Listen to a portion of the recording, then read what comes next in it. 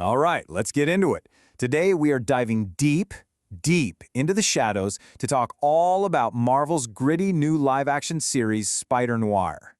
So you might be wondering what to expect from Nicolas Cage in the starring role. Well, you gotta hear how he described his own performance.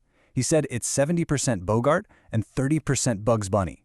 I mean, come on, that is just the perfect, totally bizarre hook for a hero that is clearly gonna be different. And believe me when I say this is not your friendly neighborhood Spider-Man. Not even close. We're talking about a completely new, much darker direction for this character. So just throw out everything you know about the bright colors and the youthful energy of Peter Parker. Spider-Noir? It's all about a gritty, world-weary detective. And here's the kicker. This isn't even Peter Parker. Nope, our main guy is Ben Reilly. So who is this Ben Reilly? Well, the official story is that he's an aging, kinda down-on-his-luck private investigator, trying to make a living in 1930s New York. But he's got a past. He used to be the city's only vigilante, known just as the Spider. But something happened, you know? Something made him hang up the mask for good.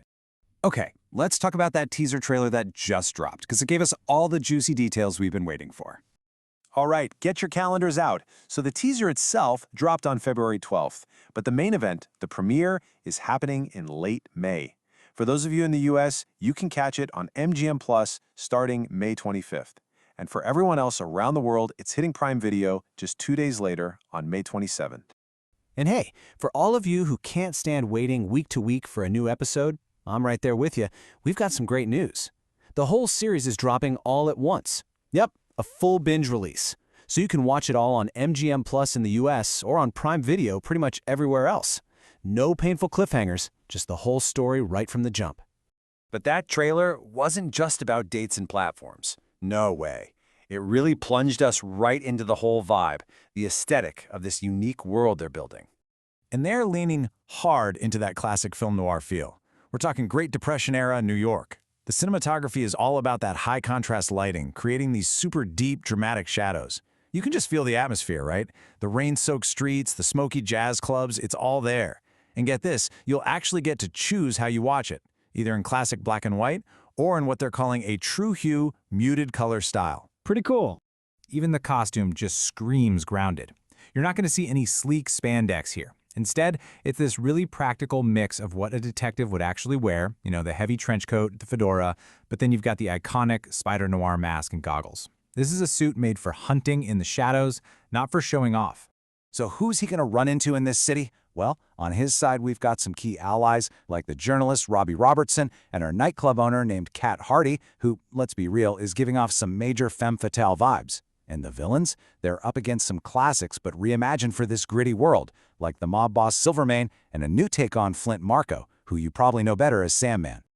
Okay, so this brings us to the big question. The one every fan is asking right now. Where does this show actually fit in? Is it MCU? Is it connected to the Venom movies? It's a complicated web, so let's untangle it.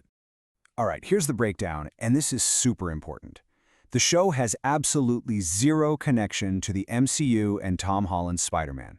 It's made by Sony, and it's set in its own separate 1930s reality. And while it's technically part of Sony's bigger universe, they're really treating it as a standalone thing, so no confirmed links to movies like Venom or Morbius.